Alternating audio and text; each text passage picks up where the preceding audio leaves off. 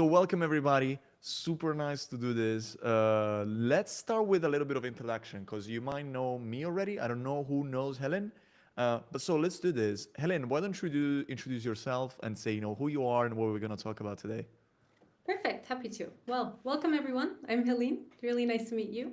I lead partnerships at AI Academy, and that means I help companies who reach out to us to understand what they can do with AI. So I help them identify what are the different paths that they can take. And depending on that, then we help them go on a training program that is promising outcomes, so real results for companies.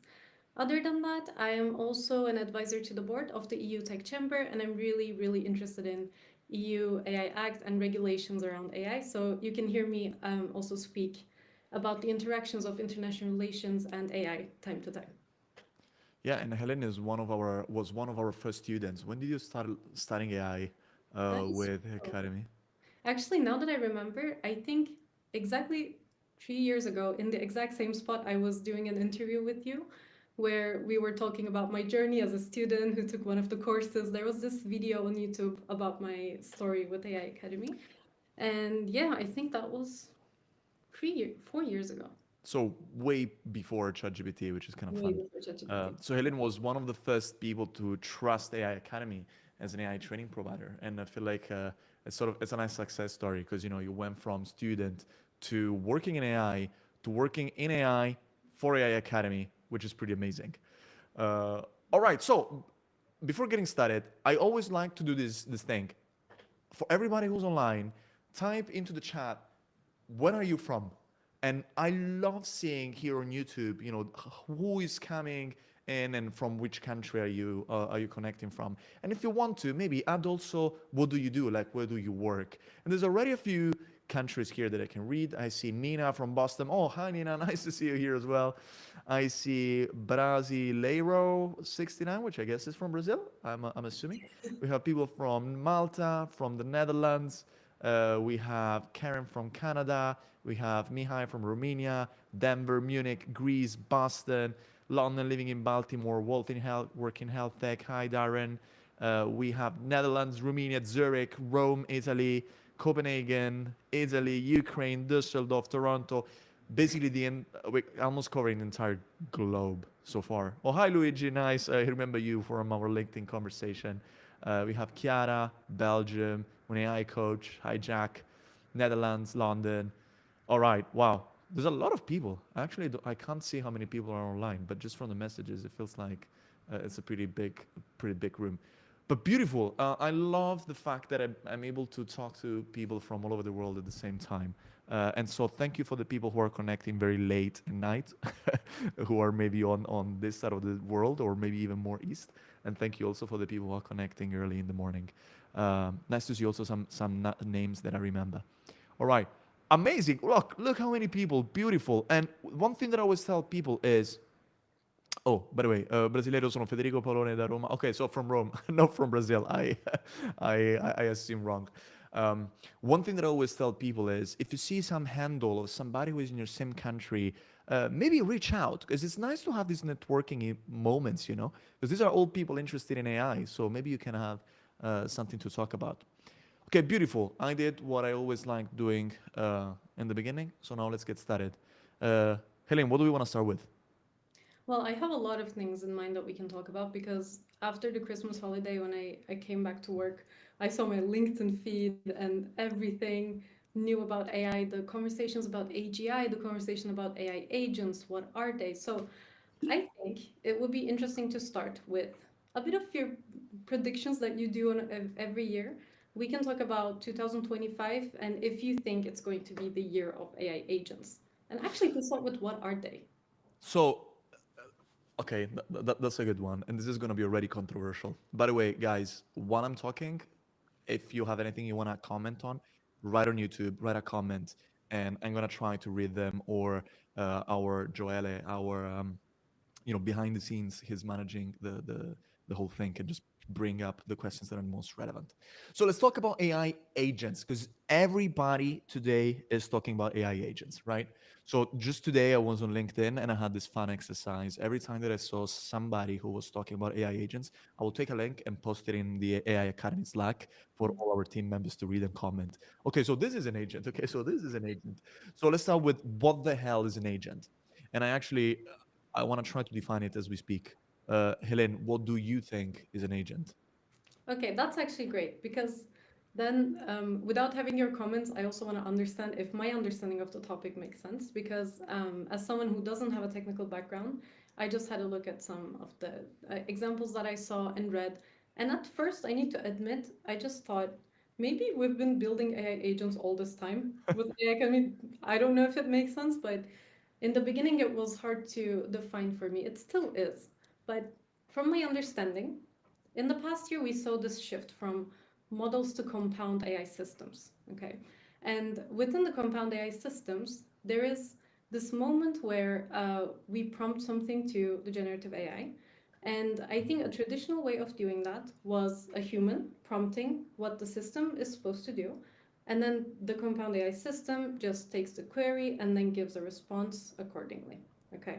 I'm Yeah. just going to take it step by step. And from what I understand, the agentic approach is replacing that programmatic approach and putting an LLM in where the decision taking happens a little bit. So there is reasoning involved, there is logic involved that is decided by a system that is prompt to think slower instead of doing what is already said. Does that make sense? All right, all right, all right. No, it's cool. So, by the way, just for everybody else, we need to remember that these are very early days. So, definitions are being defined as we speak. So, it's totally normal that we're having this conversation, and I cannot, neither me nor Helen can come to you and say, um, according to the definition of AI agents, that doesn't exist yet. Okay, so we need to sort of like figure it out as we go.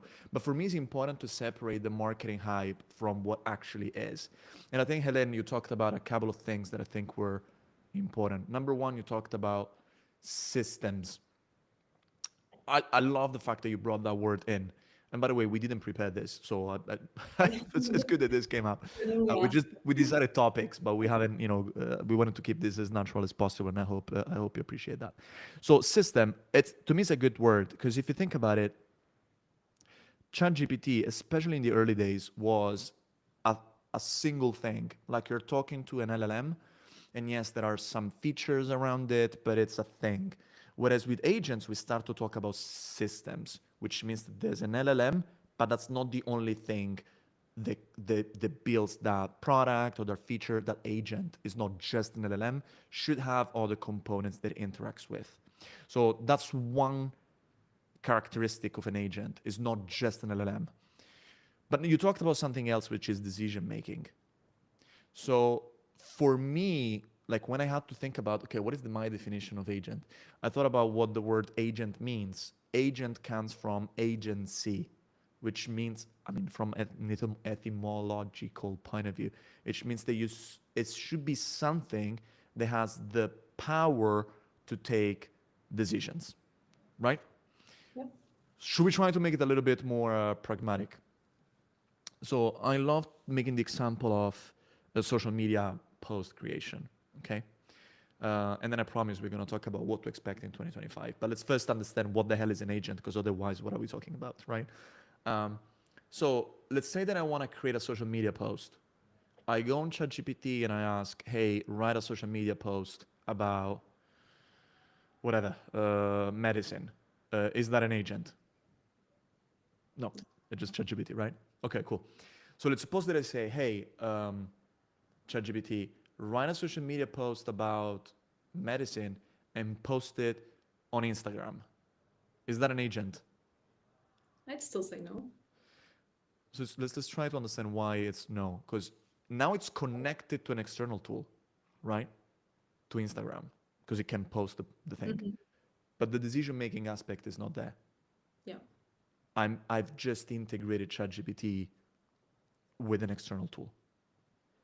Let's bring the agentic behavior in. So if now I say, hey, this thing happened, there's this piece of news. You decide what to do with this. You decide whether it should be posted on LinkedIn, it should be posted on Instagram, whether it should be an email, whether it's not relevant for my audience. Is this an agent?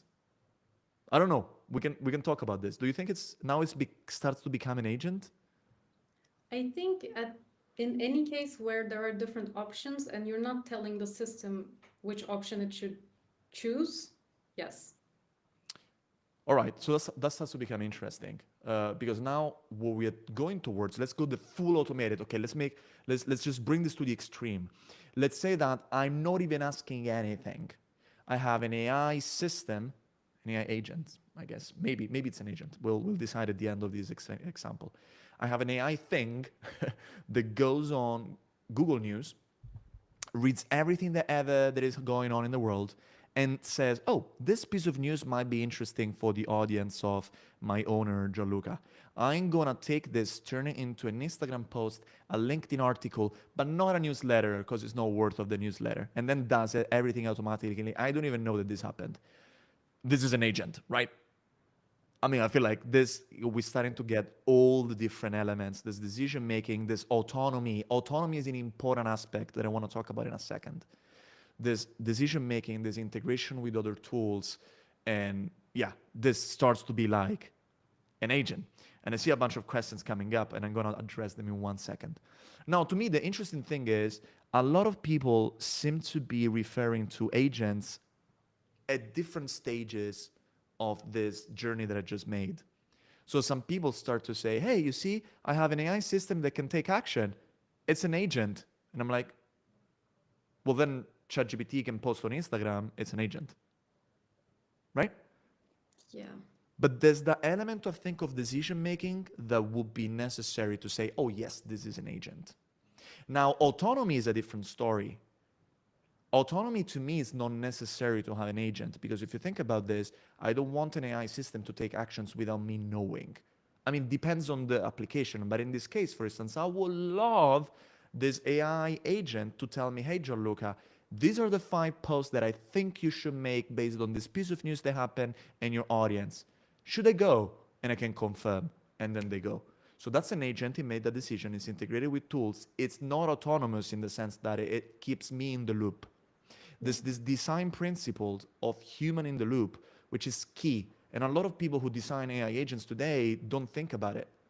But to me, it's absolutely nuts to let an AI thing just go ahead and you don't even know what the hell is going on. I don't like that. I don't know what you think, uh, I but feel I like don't like that. I feel like there could be different levels of autonomy involved as well, right? Like you can create a system that does everything, chooses the news, whatever, and then at the end there's a level where there's a question: should I go on? Should I post this? And then you say yes or no. But everything before that is still agentic approach. But I think I saw a lot of posts like that as well, a lot of examples where there is taking action involved and people call it an agent. But I just feel like that's not enough. I feel like there must be a bit something more relevant to reasoning, planning, some logical behavior. But Yeah. yeah, I don't know. I think And we'll And see. this is why I'm just looking at the comments, by the way. And for instance, by the way, guys, if you have a different definition of agents, like we can totally disagree on this because again, it's the early days. There is no like textbook definition of what an agent is. We are figuring out as we go. So I just want to address a little bit of the comments that we got.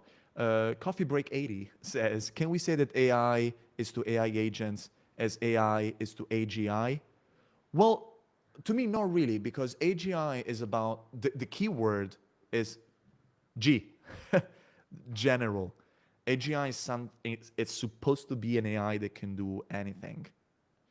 Agents is about action and decision making. And as Empty Owl was saying, an agent could be also very specialized in something. Like what I just talked about, the social media post, if you think about it, that's super narrow. It just does social media stuff, but it has an agentic behavior because it can take action and it can make decisions with a human in the loop, right? For instance, Simon was saying agent equals can take action. ChatGPT is an agent because it can take action of generating text or image. I mean, you see, some people can disagree on this, and I think we need to decide a working definition. I think for us in AI Academy, what we are, going towards, and again, things are changing. We also need to adapt to what people, the general public, thinks. But for us, there's the element of decision making that is important, and it's an element of autonomy, but always with a human in the loop. So for me, that's important, right? Uh, Okay, Alessandro was saying, I think I'm on the wrong path. I thought the agent is connected to take action, not necessarily decision. I feel like it's a bit of both, right? Action is for sure important, but the decision part of it, I think it's what, again, agency means I can take decisions, right? Correct me if somebody is more into linguistics. I But think let's talk about. Sorry, Helen, you were saying something. this comment just made me think maybe decision is a bit of a stronger word. Like, I think what we're talking about is a bit of the ability of choosing and planning, right? Like, not taking decision, and because decision is a strong word. I'm not a You're right. linguist, but I think it's a bit less than that. So maybe that's helpful. You're right. Maybe planning is better Yeah. because decision makes people think that there's free will. Yeah, that really that can complicate things a lot. Like, do you remember yesterday, we had one of our newsletter calls where we look at the news and everything, and one of the members of AI Academy team had this question saying, what's gonna happen when agents replace humans, and what kind of legal problems we're going to face for that. It just made me think about like how we attribute agents a humanistic approach, because we would never ask the same question if we were talking about ChatGPT, right? You would never say, what's going to happen if ChatGPT takes over someone's job? Which is, I mean, people ask that, but we still differentiate a technology. But when we call agents and decision making, it becomes a bit more different. Absolutely. No, no. I mean, I love that. I love that. I mean, also, yeah. This person specifically was talking about. Well, if I replace a worker with an agent, there are laws that protect that sort of like replacement thing. You Yeah. know, if I replace you with a different human, there should be there's, I think in Denmark there's a law that says that I first need to give you a chance to upskill yourself or something like this. Uh, does that apply if I'm replacing you with an AI thing? Well, they don't have legal status, so it's a bit complicated. By the way, thank you, Matteo, for saying agent comes from ago in Latin, which means to act. So we might just close this and say, you know what? Latin means it means to act. So if it can take action, then it's an agent, and that's it. But I think that element of planning, I like that more than decision making. The element of AI can plan which action to take. Yes. I think that's important. And let's go back, and then I'm gonna close this conversation on what the hell is an agent, because otherwise that's all we talk about. But if we go back to the example that I made of the AI thing that looks at the news and decides or plans where to post this, I think that's the nuance that is interesting with this agent thing. Like that AI system had an option available to do a few different things. It read the news and it could decide to do nothing about it, to write an Instagram post, to write a LinkedIn post, etc., etc. And it planned or it decided to do Instagram and LinkedIn. And then it asked me for confirmation and then it took action. So there's action, but there's also that planning, decision making element. All right. So now let's talk about is 2025 the year of agents? Well, good question. And let me think about what is the best way to talk about this. I think 2025 is the year of ROI, is the year of return on investment. Guys, I mean, we're in such a privileged position because we end up talking to a lot of different companies and seeing what they're doing, what investments they're doing. There's been so much money deployed in AI initiatives. I mean, think about this. For a company, if they want to buy ChatGPT Enterprise, it costs roughly 60, it costs 60 euros a month per employee, right? Enterprise costs 60 euros a month, by the way. So 3 times more than the Plus subscription. On top of that, companies have some costs, just the IT team needs to do a bunch of different things. So let's round it up to 80, which means that if you have a company of 20,000 people and you want to do a pilot with 1,000, that's a lot of money. That's 60, 80,000 euros a month. Just go, right? You want to do a pilot, at least 3 months, you're looking at a quarter of a million euros to run an experiment. And most of our clients have run those experiments or are running those experiments. So the money that has been poured in those systems, those technologies is insane. And I'm just talking about ChatGPT deployment. Think about all the money that has to be poured in custom projects. Maybe you want to build your own thing. Think about the money that gets spent on education. It gets given to companies like us to train their employees. Think about all the other tools out of ChatGPT that companies are experimenting with. Maybe they want to buy Salesforce AI, all of these things. So basically, companies have poured a lot of money in. They need to start seeing results. So this is the year of ROI. Now, how do you get ROI? I think there's a few elements.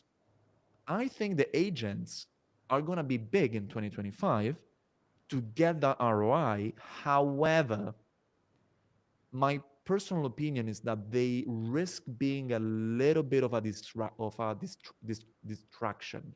Yeah, distraction is that how you say? Yeah. Distrazione in Italian. Distraction is in English, right?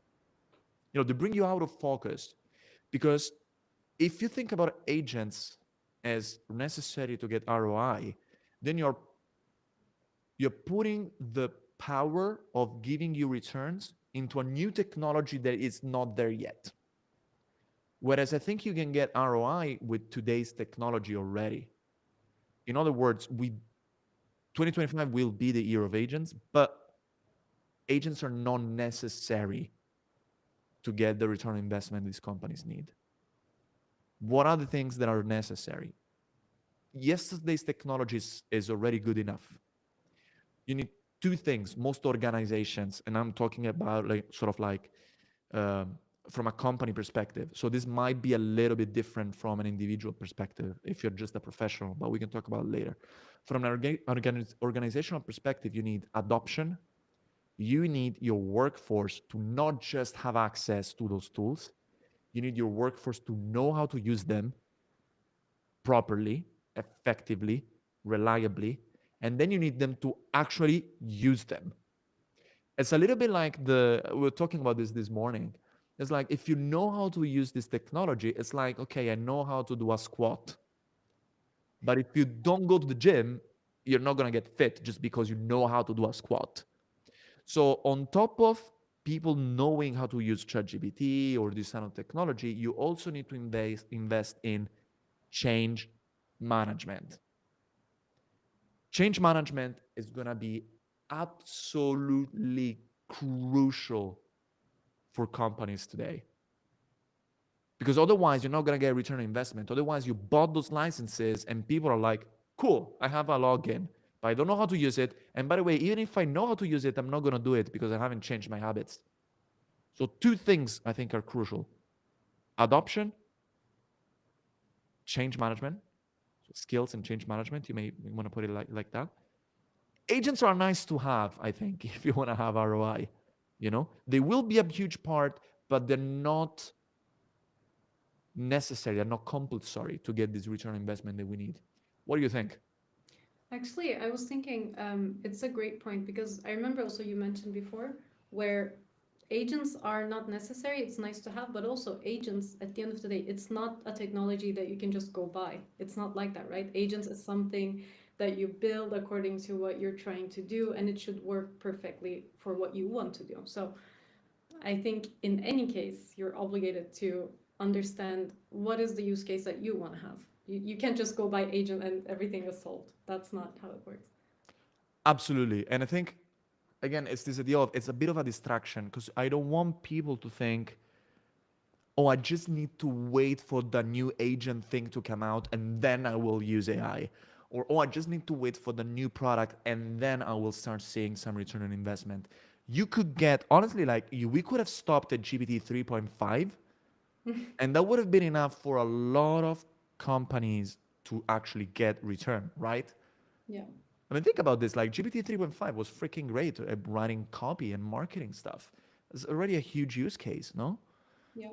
And I remember when GPT-4 was out, we had a lot of clients who were interested in it, asking about it, and we were saying, you know what, you don't need it at this point. For what you're doing, this is good enough. But yeah, I think that's how AI marketing works, right? Something will always, it's the hype part of it. It will get famous, people are curious about it, which is great. I mean, the technology is advancing quite quickly, but they also need to know that it's not really necessary to use the last thing that's out or the most famous thing, but you just need to understand what you need. The technology that you need to do that is probably out there already today. Yeah, absolutely, absolutely. And by the way, I want to talk a little bit about uh, some of the things that we are doing with clients. Not just because, I mean, obviously, I mean, spoiler, guys. Like, I'm happy if we sell some educational programs through those webinars. I don't think it's, I don't think it's particularly strange, right? But I also want to tell you that because I want to take those moments to give you an idea of what happens behind the scenes, right? What are companies actually doing? And I want to talk about one thing that I think is really interesting. There's this project we're doing with a big automotive company. I'm not going to mention the name, but just to get you an idea about what's going on behind the scenes in a lot of these companies. So what they're doing is they're asking themselves, what is the return on investment of using ChatGPT? But also, how do I increase that return on investment? So, in other words, if I spend 80 euros a month for my employees, how much is their performance going to improve? And can I impact that? Can I do something to improve that delta? So what we're doing is we took a group of 1,000 people, when we split them into two. These groups did an assessment of their skills at the beginning, and in 3 months, one group is gonna just be let free to use ChatGPT. The other group is going through an AI Academy training. So we are training them with our methodology, using our principles, using our learning science concepts. After that, we're going to measure these two groups, how much improvement they had in their work quality. They're going to redo an assessment and see how good they have become. And this is just to give you an idea of how this company specifically, I really appreciated how they had a scientific approach to this measurement, to like thinking out how do we how do we know if this ChatGPT thing is valuable? And so we decided to set this up. But we're already seeing the data is going to be we're going to finish collecting it in the end of the month. So we're going to talk about this for sure in a new webinar in as soon as we finish analyzing the data. February, ideally, maybe March, maybe April. Let's see. So you'll know about this. But I can already say that we see very different um, of like awareness and skills in the people that did the training, which means that the impact, the ROI of ChatGPT does not depend only on ChatGPT itself, but it also depends on what an organization provides to their employees in terms of education, in terms of resources, learning resources, environment, and all of these things. That's one thing that we're doing that I'm super excited about, and I want to share the results. The results of what we do. All right. Um, so that's one thing that we're doing. The other thing is that we're working on a change management program specifically for like companies that wanna invest in creating new different habits. They want to create champions within their company. They are not only they know how to use AI, but they can help the company and help their colleagues grow in their AI usage and actually lead this transformation. Because let's remember, guys, AI is a transformative technology. You can't just give access to people and hope that everything is going to be all right. So change management is key. And there's another thing that we're developing. And if you're a manager in a company and want to talk about this, I would love to talk about this change management program because it's basically ready to go. And we want to find the first people who want to try it out with us. So if you're interested in this, maybe write that into the chat. Say, I'm interested. And we're going to drop you the an email address that you can write to so we can talk about your company, all right, and what you need. All right. So these are two of the things that I wanted to mention because I think, yeah, I think they're pretty cool. I think they're working. They're pretty fun to do. I think the example that you gave was really fun on squads because it's like when companies give employees how to use ChatGPT and then a license, it's like, okay, here's the key to the gym, and this is how we do a squat. But you just really got to do the squat to get some results, right? We all know that. And you also know you shouldn't do 100 squats in one sitting, because then it's gonna hurt. So I think what we're really doing is helping people understand how their journey will look like, because as you mentioned, when we talk about adoption, it's not just skills, but it's also building that habit. And it's almost like we're holding employees' hands and helping them understand how they can actually create the value. Yeah, But absolutely. I think we could talk about, I think it would be interesting if we go a bit more into detail on how we do this. Because, I mean, you know how it is. I've been involved in projects, obviously, so it's clear to us, but maybe you can talk a bit more about what is our approach at AI Yeah, Academy when we do this. absolutely. And I mean, I don't want to do this. I don't want this to sound like an advertisement. I mean, obviously, again, I'm happy if somebody wants to work with us, but I think I'm doing this also from an educational perspective. Like, I think there's a lot of confusion in the industry around what do I need to do as a company if I want to use this technology other than buying ChatGPT. So this is my way of teaching, but also, teaching how to do this based on what is our methodology. First, there's one question, very fair, from GC. I think your name is Giuseppe. Yes, you wrote up before. What does change management mean? I'm gonna try to put it in a very simple way. So imagine you have a team of 20 people, okay? Small, let's say, marketing team. And you tell them, hey guys, from now on, it's very important that we use ChatGPT to be more efficient. You say this, nothing is gonna happen, most likely. Okay? So because like people are hard to change. If you wanna, you maybe have, your colleague that has written social media posts in the same way for 10 years. And you tell this person, hey, if you can use ChatGPT, you can be more effective. And this person is gonna tell you, yeah, sure, whatever, and keep working the way that they do. Now, I'm exaggerating, not everybody is like this. There are different challenges, but change management is all about driving change at an organizational level. If you want your team or your entire company to integrate a new tool or to change the way that they work, to change their mindset, that's what change management is. So specifically, this change management program it's a structured program that we're doing in partnerships with a company that is specialized in change management. They worked for Lego before. Their name is Diplomatic Rebels. They're really cool. Now maybe it's a little bit of a spoiler. I gave you the name of this company, but whatever. You guys are friends. Um, and this program is specialized in helping companies change to integrate AI. As like Helin was saying, it's like we don't just teach you how to do a squat, we also help you build the habit to go to the gym every day so you can actually get the results that you want. It sounds very obvious, but think about this. If you buy 1,000 licenses and nobody uses them, what is the ROI of ChatGPT? Zero. Actually, minus a lot of money. No? You need to get that usage, and that's what change management is about. And yeah, and Stavros is saying they're afraid, no hard to change. That is the main reason. Absolutely. Fear is one of the reasons that make people hard to change. And I just want to give a personal anecdote. I struggled integrating AI.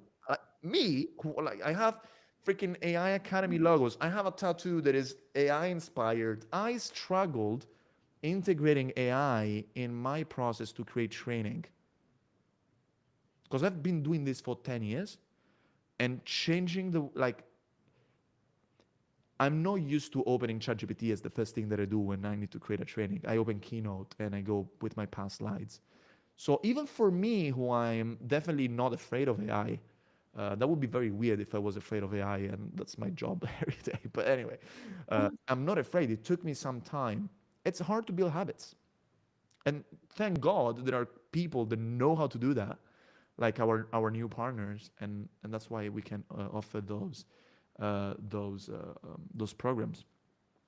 So I see there's quite a few people who asked information about the change management program. If you go on YouTube, our Profile AI Academy, thank you so much, Joelle, for managing all these messages. Shout out to Joelle behind the scenes. But he has put a link. That's a link for companies who want to ask a question. What happens if you fill the link is that we're going to read it and you're going to schedule a meeting with the amazing Helin, who now you know. And you're going to talk about what your company needs. So Helin, sorry, I went a little bit off track. What was your question? No, I was just asking you to explain a bit more the approach that we have when we do any training. Because when you think about it, we have many different programs, but what we're doing at AI Academy, we still have a stand when it comes to AI, right? We have opinions, we have an approach, we have a scientifically backed, let's call it a matrix, a taxonomy, whatever you want to call it. But we have a very structured approach to how we design programs. So whatever that is coming out of AI Academy is actually based on those principles. So I think that would be nice to share a bit. Absolutely. Okay, yeah. Now I remember that you asked me that. So let's talk about it, because if you think about this, in education, there's a lot of guesswork. Like a lot of companies, they just say, hey, look at my training, is so cool. But I think a lot of people, also especially companies maybe, they're like, okay, learn AI, what does it mean? Does it mean become an AI researcher? Does it mean learn how to log in on ChatGPT and that's it? What the hell does it mean learning? You know, what is my goal? And so AI Academy is very proudly an outcome-based training company. So we don't teach you what I think is cool. We teach you what you need to reach a specific goal. When it comes to goals, thank God there are scientists who made research on how you should teach things. And we use this scientific methodology to define our trainings. I want to share, I have some slides I can share, literally 3 slides. Window, here we go. I hope you guys can see my slides. Yeah, I should be able to. So there are basically 4 different levels of skills. These are basically outcomes you can have after a training. So the 2 basic outcomes are knowledge and understanding. Let's talk about this. Knowledge, it basically means you know that AI exists and that's it. You know, you heard about ChatGPT on social media. Unless you live under a rock, you are at least a knowledge level. You know that it exists, but you really don't know how to use it. Understanding is you can use it, but you don't always get good results. Sometimes you write a prompt and you're happy. Sometimes it's like, what is this shit? It's not really usable. But for sure, at this level, it's not enough for you to use it in a work environment. You can't use it really well in your job. What you need to get to that level is the application level. So application means that you can confidently and reliably use AI in your job. That's when really the fun starts. That's when, if you work in marketing, you're confident in creating social media posts with AI. You're confident in creating marketing strategies, landing pages, whatever that is, whatever your job requires, you're confident in doing that with AI. That's the application level. Mastery is the next level. And mastery, you can not only implement new AI applications, so you can think about new systems, agents. If you want, you can build an agent, you can integrate different tools, but you can also help and teach others. Basically, you can be a trainer if you reach mastery, or you can be a consultant. So the thing that makes me say I am proud that our courses help people, especially the bootcamp, which I'm going to talk about in a second, help people reach mastery, is because some of our students became consultants. Like they got paid by companies to build their projects, number one, and successfully. They didn't just get paid. They got paid and they build projects that work and the clients are happy. Okay? 3 of our students went to New York to help one of our clients. They wanted somebody to help build a project, and we sent 3 of our students. So they were in this big construction company on a skyscraper in Manhattan building AI prototypes after having one of our trainings. So I'm very happy about this. And the other aspect is teach others. So one thing that is important is there are sort of like, what are the symptoms, that can tell you I reached mastery? One of the symptoms is if you can teach others. And the AI coaches in AI Academy, if you buy an AI Academy training, the people who support you were past students. If you think about this, that's a symptom. According to science, not according to Gianluca, according to science, it's a symptom that you reach mastery learning. Okay? So that's this is the taxonomy that we use when it comes to skills. But now skills, you need them, but they're not enough to actually mean bring to change. Because even if you know how to do something, if you never do it, what is the ROI? What's the return? And once again, the example of the gym is perfect. Let's say that you have perfect squatting technique and you go to the gym once every 6 months. You're not going to be fit. Okay? You know how to do it, but you never do it. So this is why in AI Academy, we also use a model of habits. This is also inspired by scientific research on how people create habits and learn. Let's go through these 4 levels real quick. The basic level is awareness. You basically, you've seen other people use AI, but you don't even have an account on ChatGPT. That's very basic. You don't want to be there. Occasional is you sometimes use it. That's probably my mother. Is it occasional? I think. So my mother uses ChatGPT sometimes when she's like, oh, I wanted to summarize this and I use ChatGPT. But she doesn't really use it in her work every day. She's a high school teacher. Integrated is when you've successfully changed the way that you work to integrate AI. This is when you use AI basically every day to do your job. And you have even updated a little bit the way that you work, so your processes, to take full advantage of AI. That's integrated. The next level, this is the pinnacle of habit creation, is advocacy. And advocacy means that you're constantly experimenting, constantly trying new things, constantly upgrading your skills, mentoring and influencing others. And again, advocacy is something that some of the I saw that some of our past students are actually in the chat. I know I saw Alessandro De Salve. Alessandro is one of our top students and one of our AI coaches. I mean, Alessandro definitely, like, he's now an AI HR influencer on LinkedIn. I would say. So I mean, Alessandro definitely went all the way to mastery and all the way to advocacy. And that's, if you want to see an example of somebody who went to advocacy, you can follow Alessandro De Salve on LinkedIn. You're welcome for the shout out, Alessandro. But he's doing really an amazing job at explaining people, how AI could be used in his specific expertise area, which is HR. We have other people that do this, in other areas, but just to give you a practical example of somebody who you could look at and say, oh, that's somebody who reached that level. So if you put those two things together, we have a nice fun matrix. You have habits on the vertical axis and skills on the horizontal axis. So on the bottom left, you have AI novice. This is somebody who doesn't know how to use AI and never uses it either. And I love this. We call it the vanity certificate. These are people who did a training. They learned something, so their skills are not low. They're like mid, maybe, but they still never use it because they haven't built habits. So what they got out of their training? A nice certificate, and that's it. And I mean, unfortunately, it's hard to pick an educational program, but again, that's why we use science to create our trainings. Because we know that if you do a short training and that's it, you're going to learn something, but don't change your habits. So all you got was a vanity certificate. I love this group. This is the people with high habits and low skills. So I call them the spammers.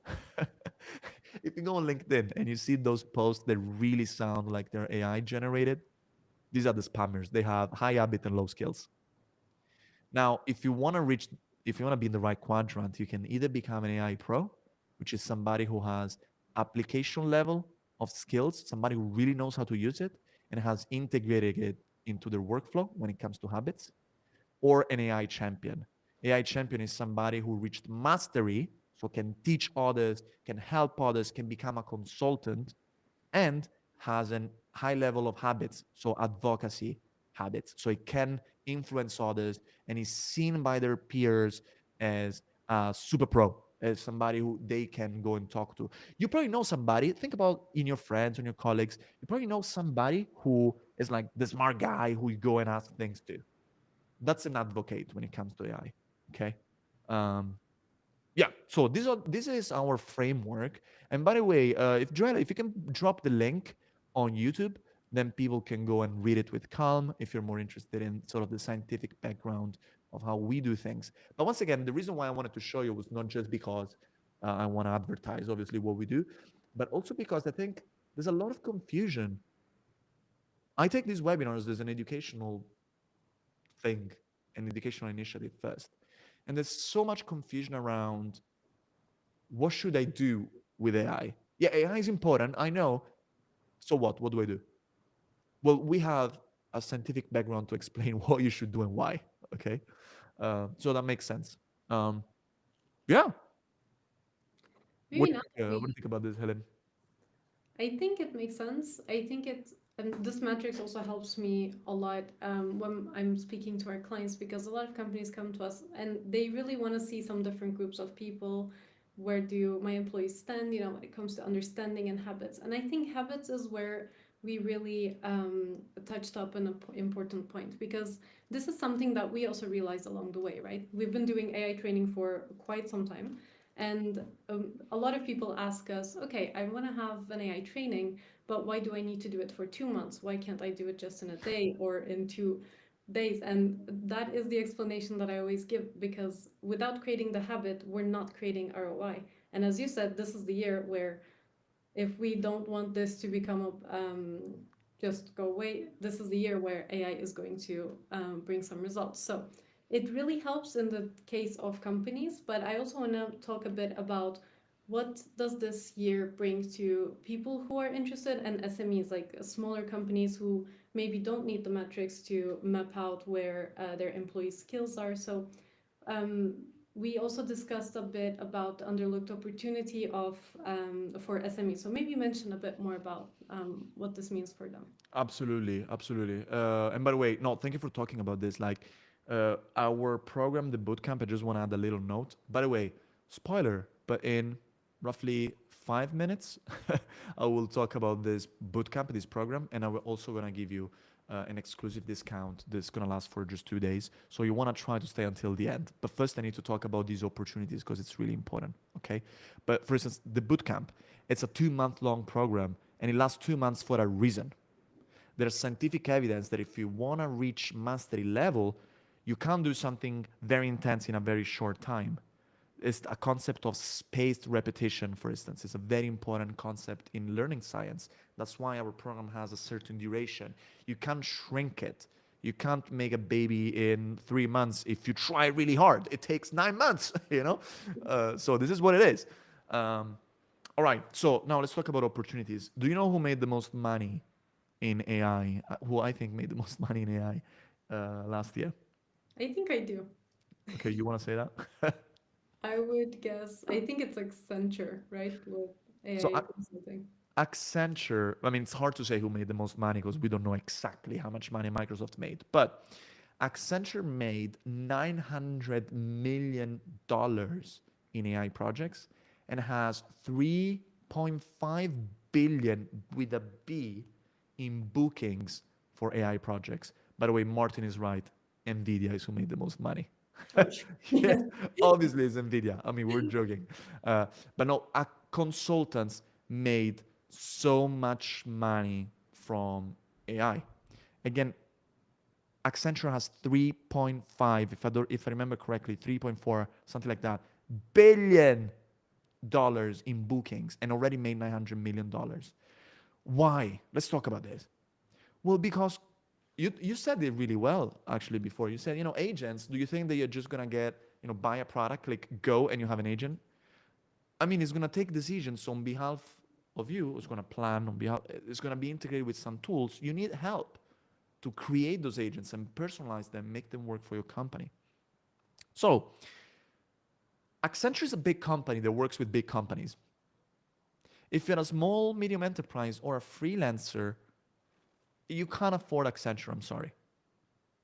So I think what is going to happen is there's a big trend that not a lot of people are talking about. So, and I think we should pay more attention to this. I think one thing that will happen is the people who take the right training, who decide to upskill themselves, can actually have a very lucrative career as AI consultants. There's so much demand and so many companies that can't again afford Accenture, they will need help and guidance. And you can become that person provided the right training. So that's an underlooked opportunity that a lot of people I think should go into. Look, an example is the training that we did in the projects that were built in New York by our students. Like this company needed consultants, and they couldn't find them. I didn't have time, and I was like, We want to hire our students, and that's it. So that's a huge opportunity. But if you're a small company, I think you have two options. Number one is hire some of those freelancers and get help. Definitely do that. Again, if you need some, reach out to us and we're gonna connect you with some of our AI coaches because they're happy to help, and we can vouch for them. We know that they know how to do their job. Um, so that's one thing. But the other thing is consider training your employees. Like if you train your employees, they can become your internal AI consultant. You maybe want to do both. Maybe you want to have an external super pro who helps them out. And I mentioned a few, like some of our AI coaches. Alessandro is here in the group. Could be one person that we can connect you with, or some of our other AI coaches could definitely help. But maybe train also your employees so they can work together, and then you have that amazing you can start building those custom integrations that work for your company. I think that's an underlooked. I don't see a lot of people talking about this. The That's value of that guidance. Companies need guidance, guys. This is completely new for a lot of people, right? Yeah, I think it's super important. I also already had a couple of calls, some people that reached out. I was actually really interested in that too because I think this is an opportunity that people started seeing, but it's not super clear how they can get there. So yeah, I think it's good that you mentioned that. Looking at the time, I want to talk about one last thing that people are talking about. I find it super interesting that we're repeating again and again that the actual value comes when you have an AI process, an AI system that works exactly for you. While we're speaking about a very narrow application of AI, everyone seems to be speaking about AGI now. So while we're closing, I also want to hear what you think about this a little bit. Is 2025 also going to be the year where we're going to hear a bit more about AGI, whatever that means? You dropped the bomb for the last few minutes. I feel like I had to mention this I for know, I know, I know, I know, I know. Fair enough. I think we could talk about this for like 2 weeks basically. So I'm gonna just talk about this very briefly, and then we can talk about we can close it. Maybe we're gonna have a specific session about this if people are interested. Let me know right in the YouTube chat what are the topics you would like us to talk about. By the way, if there's any topic that you would like to hear from us, or if you want us to go deeper into whatever agents or learning taxonomies or change management, let us know in the chat. We are reading this. Okay, so do that. Let's talk about AGI now. I think the biggest problem with AGI is that nobody knows what the hell it is. good point. Because I'm gonna be I love being provocative. So OpenAI says that AGI is when an AI system is better than humans at most economically viable tasks. Right. So let's suppose that I make a list and I come up with I don't know, 10, 20, 100 tasks that are economically viable that humans do. And then I come up with, let's say there are 20, whatever, 20 vertical AIs that can do all of these things. I put them all of them together. Is that AGI? I mean, it's a system with narrow AIs that are capable of performing, like it fits that definition, right? But then Microsoft says that they reached AGI when they made $100 billion in profit. I'm not joking. Apparently, it's in their contract. When they made $100 billion in profit, that's AGI. Well, you know what makes $100 billion in profit? AirPods, like these ones, you know? This means that this is AGI according to the Microsoft definition. Now I'm being silly and provocative, but basically, I don't think there's a clear definition of what AGI means. But most of all, and this is the same message, and I'm going to close with this, I think it's a good closure. This is a big distraction once again. I don't think we need AGI to actually realize this massive potential that AI has. Think about this. If I had an AI that could solve cancer, just one thing, solve cancer. That's not AGI, it's narrow AI. Really freaking valuable. Wouldn't you agree? Yeah, If I definitely. had a narrow AI that is a perfect marketing manager, it's not AGI, really freaking valuable. An AI that is a good developer, really freaking valuable. Once again, I don't think we need AGI. to be valuable. What we need is to focus on what is my goal, what do I need to get done as a professional or as a company, what is my objective, and then see how you can use today's technology, not tomorrow's, today's technology to solve that problem. And I can guarantee you, your guarantee is a strong word, but most likely you will not need AGI to get that return. Exactly.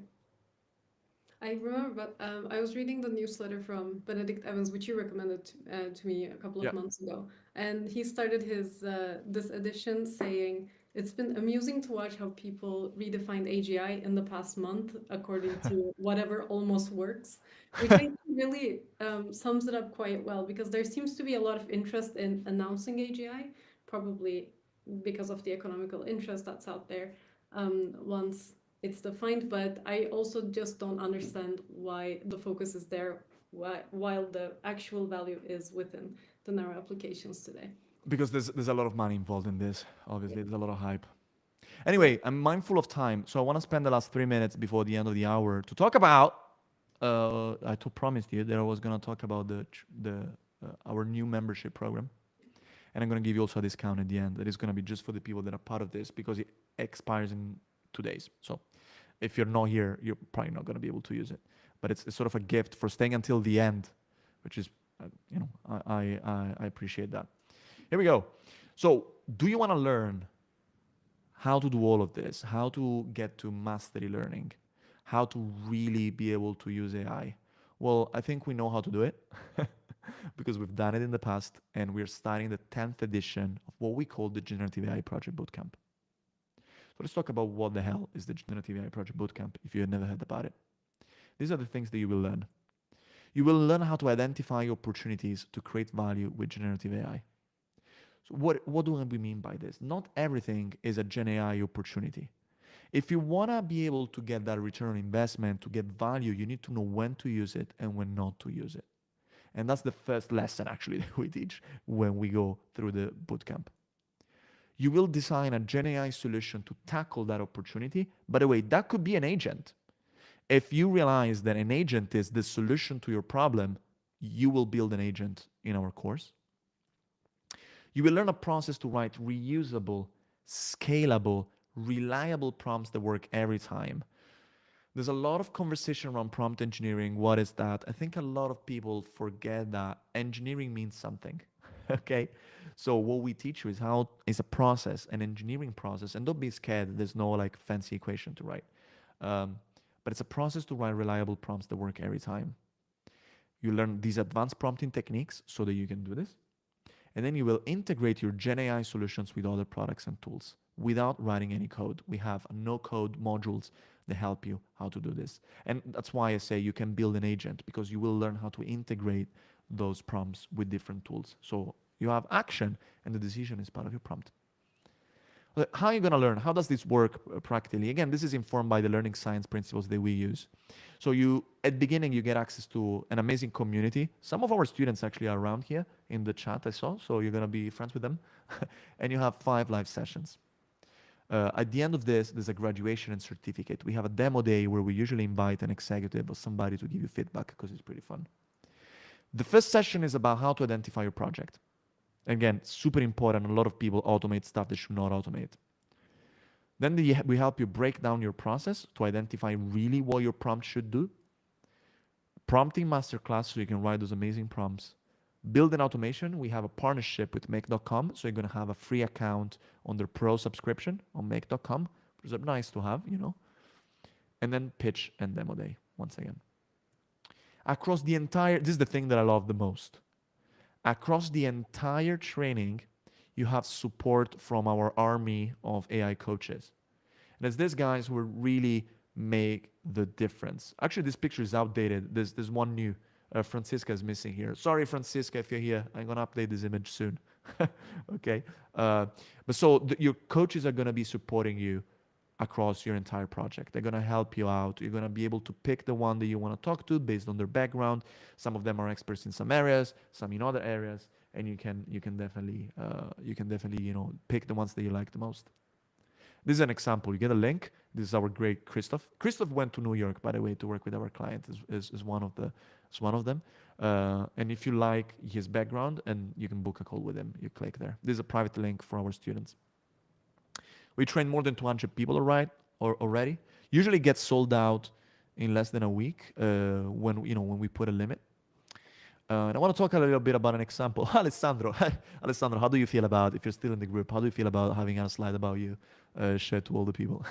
But that's an example of somebody who, it's a slide that he made somebody who took this, one of our trainings. So Alessandro joined the bootcamp as an expert in IT sales, marketing, and talent acquisition. And what he did is by taking this training, he built a tool called IT expertise. He built a lot of tools actually, but this is the project that he went with. He pitched at the end of his journey, and this was it was not even a single tool. It was a collection of tools to help IT experts do a bunch of different things. Publish our job posting, search candidates, evaluate candidates, etc., etc. What I love about this is that he's an expert in this industry, so he was able to keep the big risks that we have in check. So if it's an HR project, the ethical component is important. But again, he knows his industry inside out. So he was able to design his projects in a way that, kept those things in mind. And it was pretty amazing. Yeah, so he's one of our coaches. I want to give you a bunch of other examples. Imelda, who I think was also here. I think I saw her before. So she built a project that empowers autistic drivers through voice-activated support. And this is a real app now. It's amazing. I'm so proud of this. It makes me so happy that it's actually helping people with autism be more calm when they are in stressful situation. Joseph built a tool to automate the preparation of concept art and references images for 3D sculpting. Very different. You see how wide, how varied these projects are.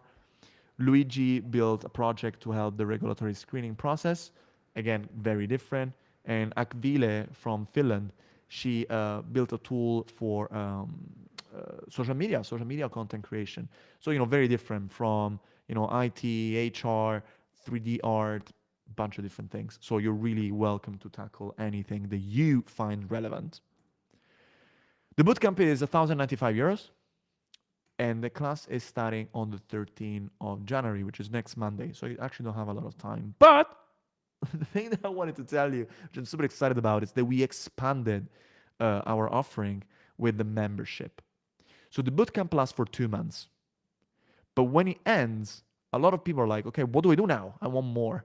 And so the membership is our solution to help people have continuous learning. Why? Because AI keeps changing. And so if you're part of the membership, you're constantly going to be up to date. Number one. Number two, I talked about habits, right? And so this is going to help you for an entire year constantly be up to date and really build those habits to become an advocate, to become a champion, okay?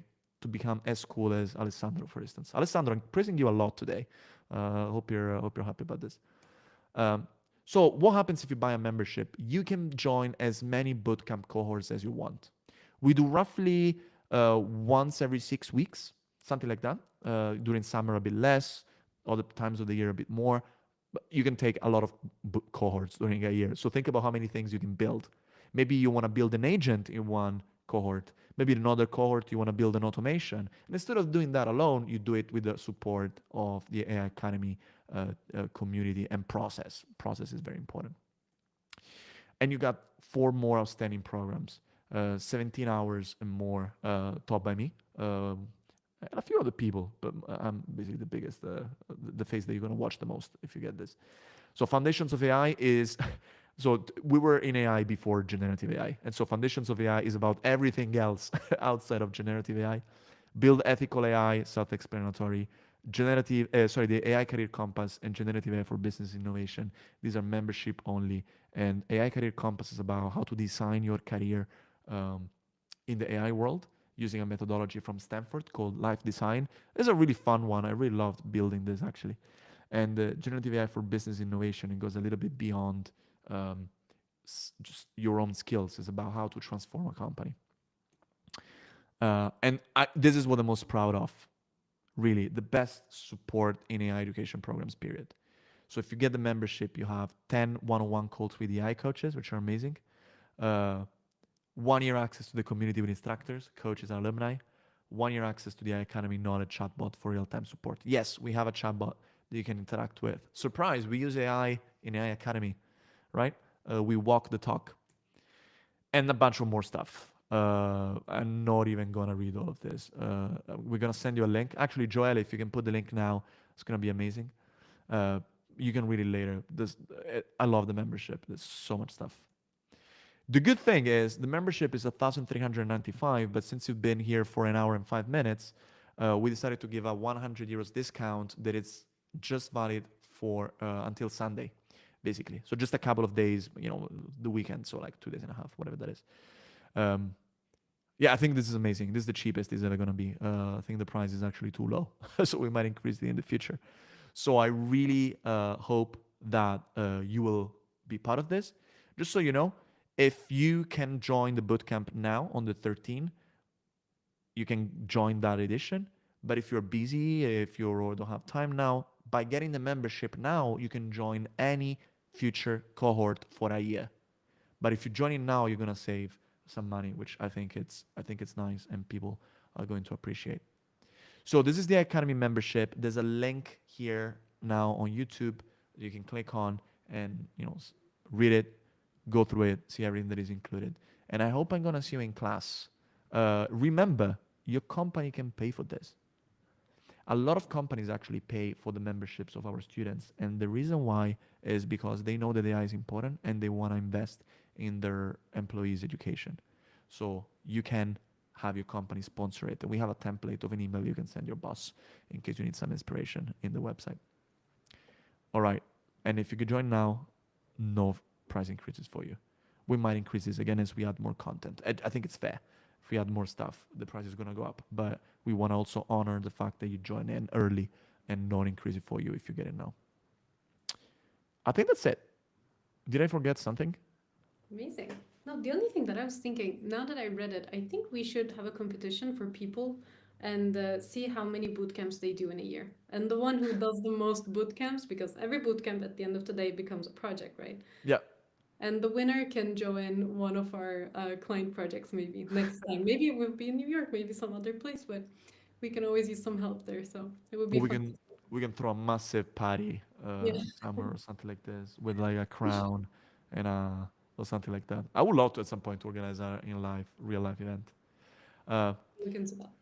by the way, guys, thank you so much. It took a little bit longer than we planned it for, but it was fun to chat with you, and there were very interesting topics. So I hope it was worth it. Uh, Thank you. I hope I'm gonna see you in class. I hope I'm gonna see you in one of those editions. And if you have other questions, anything you want to talk about, reach out to our academy. We're gonna organize way more of these webinars. So we want to hear from you what you found interesting, and we will be in touch with the people who said they're interested in the change management programs, but we need your email. So if you go on the corporate page and right there, then we'll be in touch and we have a schedule a conversation with you. Okay. Thank you, everybody. Thank you. Ciao.